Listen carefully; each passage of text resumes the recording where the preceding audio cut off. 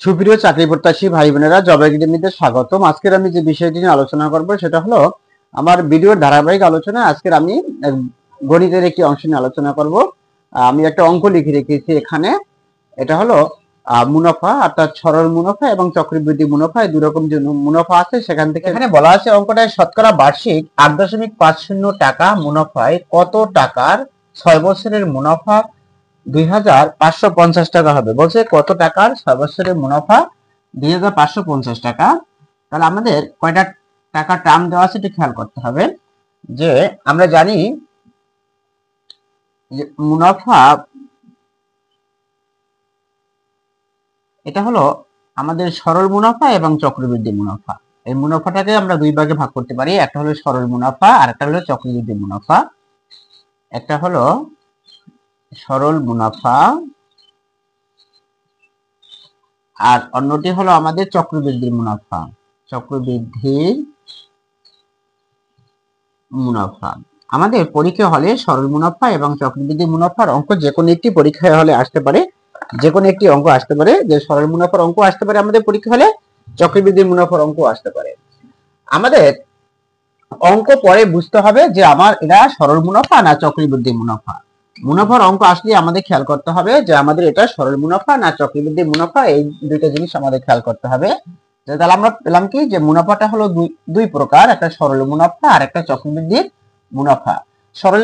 সরল মুনাফা হলো যে মনে করেন যে 100 টাকা আপনি 5 বছর ব্যাংকে জমা রাখলেন, 5 বছরে কত টাকা মুনাফা হবে। এটা মনে করেন যে যদি চক্রবৃদ্ধি মুনাফা না হয়, যদি আপনার চক্রবৃদ্ধি মুনাফা হলো যে মুনাফা হয় 1 বছর পর মুনাফা হয়, যেটা হয় সেটাকে আসল ধরে আসলের সাথে যোগ করে আবার যখন সেই সুদ আসল সহ যখন আসল ধরে যখন মুনাফা বের করা হয় তখন সেটাকে চক্রবৃদ্ধি মুনাফা বলে।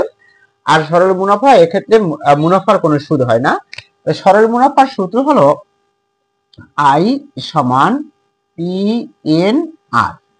পি এন আর এটা হলো আমাদের সরল মুনাফার সূত্র।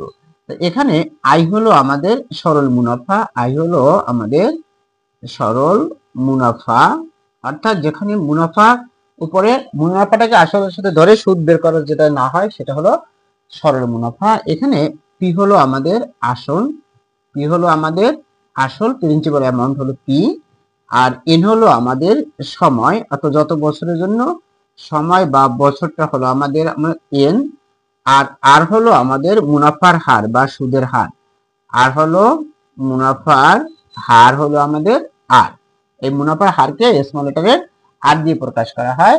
আর আই হলো আমাদের সরল মুনাফা, পি হলো আমাদের আসল, এন হলো সময় বা বছর এবং আর হলো মুনাফার হার। এটা হলো আমাদের সরল মুনাফার ক্ষেত্রে। যে সরল মুনাফার ক্ষেত্রে আমাদের আই হলো মুনাফা, হলো সরল মুনাফা, আর পি হলো আমাদের আসল, এন হলো আমাদের সময় বা বছর এবং আর হলো মুনাফার হার। এটা হলো আমাদের সরল মুনাফার ক্ষেত্রে।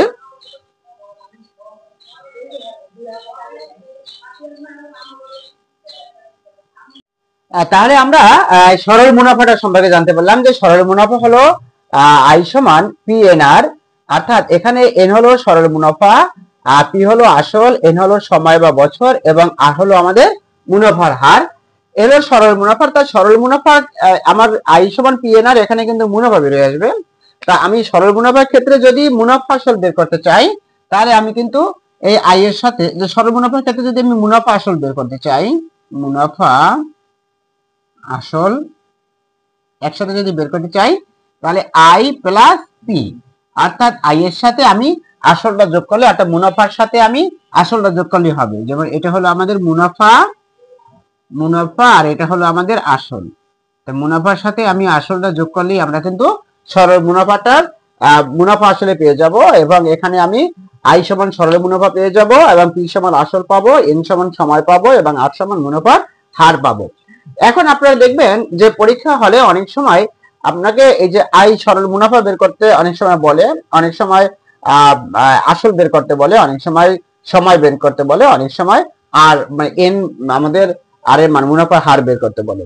তাহলে আমি যদি সূত্রটা যদি এরকম হয় যে আই সমান পি, আমি একটু এখানে লিখি যে আই সমান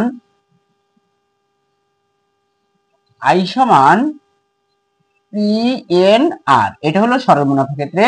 এই ক্ষেত্রে আমাদের যদি আসল বের করতে বলে তাহলে পি সমান হবে আই ডিভাইডেড বাই এন আর, এটা হলো পি। আমাকে যদি এন বের করতে বলে এন হলো I divided by P R. আমাকে যদি আর বের করতে বলে আর সমান হলো I divided by P N. তাহলে আমি কিন্তু আসল বের করতে পারবো, সময় বের করতে পারবো, এবং মুনাফার হারটাও কিন্তু আমি সরল মুনাফার ক্ষেত্রে আমি এভাবে বের করতে পারবো। যদি আমাদের পরীক্ষা হলে সরল মুনাফার ক্ষেত্রে যদি আসল বের করতে বলে, এটা হলো আমি আসল বের করলাম, এটা হলো আসল বের করার সূত্র। যদি আমাকে সময় বের করতে বলে, এটা হলো সময় বের করার সূত্র, সময় বের করার সূত্র বা বছর। আর এটা হলো আমাদের মুনাফার হার বের করার সূত্র, মুনাফার হার। মুনাফার হার বের করার সূত্র হলো এটা। তাহলে আমরা এই সরল মুনাফার ক্ষেত্রে আমাদের মুনাফাটা কিরকম বের করে এবং আসল এবং সময় এবং মুনাফার হার কিরকম বের করে সেটা আমরা দেখলাম। কারণ অঙ্ক করার আগে আমি এই বেসিক বিষয়গুলো একটু আলোচনা করে নিই। এরপরে আমি চক্রবৃদ্ধি মুনাফা অর্থাৎ সুদেরও যে মুনাফা হয় সেটা হলো চক্রবৃদ্ধি মুনাফা। চক্রবৃদ্ধি মুনাফার সূত্র হলো সি সমান P into one plus R to the power N, অথবা 1 প্লাস আর বা অনেক সময় আইও লেখে, কিন্তু স্মল লেটার আইও লেখে। অর্থাৎ সি সমান P into 1 plus R to the power N. এইটার যদি আমি ব্যাখ্যা আসি তাহলে আমার সি হলো মুনাফা আসল, বা সবৃদ্ধির মূল, মুনাফা আসল। এখানে চক্রবৃদ্ধি ক্ষেত্রে মুনাফার আসল একসাথে কিন্তু সি বের হয়, অর্থাৎ মুনাফা এবং আসল সবৃদ্ধির মূল আর কি, এটা সি। আর এক্ষেত্রে আমার পি হলো আসল, এই জায়গাটায় পি আমাদের আসল, আর পি হলো আসল, আর আমাদের ওয়ান তো ওয়ান, আর হলো আমাদের মুনাফার হার, আর এন হলো আমাদের সময় বা বছর,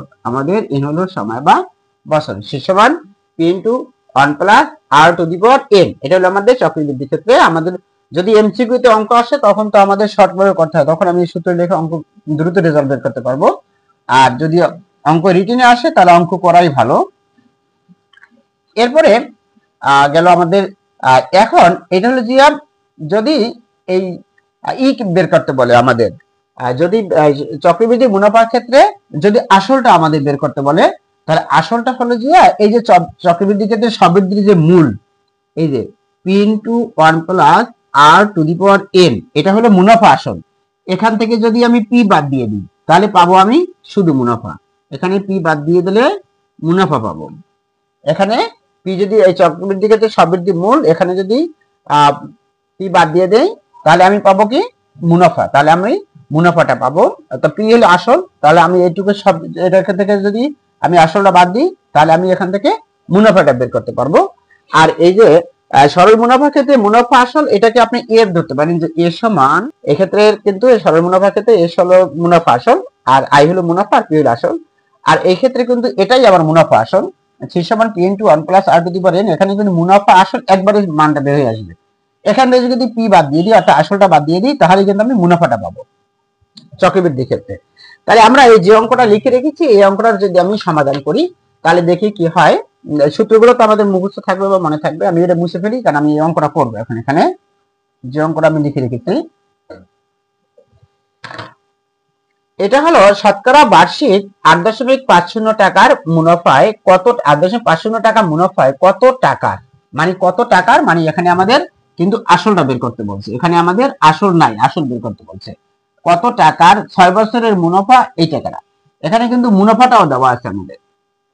তাহলে আমাদের এই অঙ্কটা ছিল যে শতকরা বার্ষিক 8.50 টাকা মুনাফায় কত টাকার 6 বছরের মুনাফা 2550 টাকা হবে। এই অঙ্কটা আমাদের সরল মুনাফার অঙ্ক। কারণ চক্রবৃদ্ধি মুনাফার অঙ্ক হলে চক্রবৃদ্ধি কথাটা উল্লেখ থাকতো, যেহেতু চক্রবৃদ্ধি কথা উল্লেখ করা নেই তাহলে এটা হলো আমাদের সরল মুনাফার অঙ্ক। যে অঙ্ক দেখলে আমরা বুঝতে পারবো বা অঙ্ক দেখলে আমি আইডেন্টিফাই করব যে আমাদের এটা সরল মুনাফা না চক্রবৃদ্ধি মুনাফা। যদি সরল মুনাফা হয় তুমি সরল মুনাফার সূত্রে অঙ্ক করবো, আর যদি চক্রবৃদ্ধি মুনাফা হয় তাহলে আমি চক্রবৃদ্ধি মুনাফার সূত্রে অঙ্ক করবো। তাহলে এই অঙ্কটা যদি আমরা এরকম করি যে এইটার সমাধানটা যদি আমি এরকম করি, শতকরা বার্ষিক 8.5 টাকা মুনাফা বলতে বোঝায় শতকরা বার্ষিক 8.5 8.50 বা 5, এক কথায় এই পার্সেন্ট বলতে বোঝায় 100 টাকার এক বছরের মুনাফা এই টাকাটা। এটা বোঝায় কি 100 টাকার এক বছরের মুনাফা এই টাকাটা। 100 টাকার এক বছরের মুনাফা, 100 টাকার এক বছরের মুনাফা হলো আমার 8.50 8.50 টাকা। 100 টাকার এক বছরের মুনাফা হলো 8.50 টাকা। সুতরাং এখানে কয় বছরের মুনাফা, কত টাকার আসল কত টাকা সেটা বের করতে হবে। 6 বছরের মুনাফা, তাহলে 100 টাকার আমাদের 6 বছরের মুনাফা কত টাকা হয় সেটা দেখি। সুতরাং 100 টাকার 6 বছরের মুনাফা 8.50 গুণ 6 ব্র্যাকেট দিয়ে টাকা সমান হলো দিয়ে 6 শূন্যের 0, 5 7 30, 30 শূন্য, আর থেকে 3 3 6 আর 6 48 3 8 49 50 51, 1 বার 2 দশমিক দশমিক, আমি 2 দশমিক দশমিক সমান আমি লিখলাম কত 51 টাকা। এই জায়গা হলো কি আমাদের 51 টাকা। যে 100 টাকার এক বছরের মুনাফা যদি 8.50 টাকা হয়, তাহলে 100 টাকার 6 বছর যে কোনো মুনাফা দেওয়া থাকতে পারে সেভাবে করবেন। 100 টাকার 6 বছরের মুনাফা হবে আমাদের 51 টাকা। 51 টাকা মুনাফা হলে আসল কত টাকা ছিল 100 টাকা, 1 টাকা মুনাফা হলে আসল কত টাকা, আর এই টাকাটা মুনাফা হলে আসল কত টাকা। এবার আমি লিখবো এখন 51 টাকা মুনাফা হলে, মুনাফা আমাদের বছর তো 6 বছর আমরা এখানে বের করে নিলাম। মুনাফা হলে আসল, আমাদের অঙ্কে আসল বের করতে বলছে। আসল হলো যে আমাদের কত টাকা 100 টাকা, কারণ 51 টাকা মুনাফা হলে 6 বছর আসল কত টাকা 100 টাকা। আমি 6 বছর লিখলাম না, কারণ 6 বছর বের করে নিচ্ছি। সুতরাং 1 টাকা মুনাফা হলে আসল, যদি 1 টাকা মুনাফা হয় তাহলে আসল কম হবে, কারণ 51 টাকা মুনাফা হলে আসল যদি এই টাকা হয়, 1 টাকা মুনাফা হলে আসল কম হবে, তাহলে 100 কে আমি 51 দিয়ে ভাগ করবো 51 টাকা। সুতরাং কয় টাকা মুনাফা আমাদের এই টাকাটা 2550 টাকা। 2550 টাকা মুনাফা হলে আসল 100 গুণ 2550 ডিভাইডেড বাই 51। এটা যদি আমরা কাটি তাহলে কত হয়, যে 51 দিয়ে যদি এটাকে কাটি, এই 51 ভাগ দিয়ে আমি 2 5 5 0, আমি যদি 5 বার দেই তাহলে 5 আছে 5 আর 5 5 25, কত থাকে 0। আমি যদি এই শূন্যটাকে ভাগ করি তাহলে 51 শূন্যের 0, আমাদের কত হয় 50। এইটি দিয়ে কাটলে হয় কত আমাদের 50, আর এই জায়গায় হয় কত 50 আর 100 গুণ করলে হয় আমাদের 5000। এই 5000 টাকা হলো আমাদের আসল। আমাদের অঙ্কে বের করতে বলছিল যে আসল কত, যে আমি যদি শতকরা বার্ষিক 8.50 টাকা মুনাফায় কত টাকার, মানে কত টাকা মানে পিয়া মানে আসল বের করতে, 6 বছরের মুনাফা হয় কত 2550 টাকা, তাহলে আমাদের আসলটা বের করতে বলছিল। তাহলে আমরা কিন্তু আসলটা বের করছি। এখন এইটা যদি আপনি একটু সূত্রের মাধ্যমে করতেন তাহলে কি রকম হইতো সেটা আমি একটু দেখাই। যদি এইটাই আমাদের সূত্র বলতো তাহলে আসল এত টাকা, তাহলে আমাদের এই জায়গা হলো কি যে উত্তর 5000 টাকা, উত্তর 5000 টাকা। যে 5000 টাকার 5000 টাকা যদি ব্যাংকে জমা রাখতাম এবং 8.5 টাকা শূন্য করে যদি মুনাফা দিত, তাহলে 6 বছর পর আমরা এই টাকাটা পেতাম। 6 বছর পর আমরা এই 6 বছর পর আমরা এই টাকাটা মুনাফা পেতাম। তাহলে জমা রাখতাম কত 5000 টাকা। তাহলে 5000 টাকা আমি যদি 8.50 টাকা হারে ব্যাংকে জমা রাখি 6 বছর পরে, তাহলে আমি এই টাকাটা মুনাফা দেবে। এই কথাটাই এখানে বলছে। আশা করি আপনারা এই আসলটা বের করা বুঝতে পেরেছেন। তাহলে আমি এই অঙ্কটা যদি আসে এটা যদি সূত্রের মাধ্যমে যদি করতাম, এরপর আমি যদি ওই সূত্রে অঙ্কটা বের করি, তাহলে সূত্রের মাধ্যমে যদি অঙ্কটা করতাম, তা আমাদের অঙ্কটা যখন করেছি তখন আমরা দেখেছিলাম কি আমাদের আসল হয়েছিল কত 5000 টাকা। আসল হয়েছিল 5000 টাকা, আমাদের আসল হয়েছিল। এখন আমাদের অঙ্কে বের করতে বলছিল আসল 5000 টাকা। এটা যদি আমরা সূত্রে আমরা বের করতাম তাহলে দেখি আমাদের 5000 টাকা হয় কিনা। তাহলে যেহেতু এটা সরল মুনাফার অঙ্ক, তাহলে সরল মুনাফার ক্ষেত্রে আই সমান আমাদের PNR, এটা হলো সরল মুনাফার সূত্র। আমাদের অঙ্কে বের করতে বলছে কি, অঙ্কে বের করতে বলছে আসল। তাহলে আমি লিখবো কি, আমি আগে দেখেছিলাম আসল সমান এই I ডিভাইডেড বাই PN। এখানে I সমান 2550, 2550 টাকা দেওয়া আছে। আমাদের N সমান 6 বছর দেওয়া আছে। আমাদের R সমান 8.50% সমান 0.085, এটাকে 100 দিয়ে ভাগ করে আমরা করে নিলাম, শতকরাটা তুলে দিলাম 0.085 এটা। আর আমাদের আসল এই অঙ্কে আমাদের বের করতে বলবে। দেখি আমি সূত্রের মাধ্যমে আসল বের করতে পারি কিনা। যে আসল P সমান আয় হয়েছিল কত, 2550, আর এটা P দেখেছি, এখানে NR, এখানে P সমান I divided by NR, P সমান I ডিভাইডেড বাই NR। তাহলে I হলো 2550, আর আমাদের N হলো 6 বছর, আর গুণ হলো যে R হলো 0.085।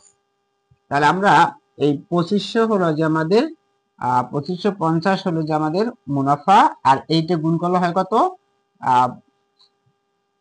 530, 30 শূন্য, আমাদের আগে গুণ হয়েছিল 530, 30 3, 3 6 48, 3 51, 51 1 হাতে থেকে 5, 6 শূন্য শূন্য, তার 5 নামে দিলাম, কয়েক ব্যবহার দশমিক 1 2 3 ব্যবহার দশমিক এই 3।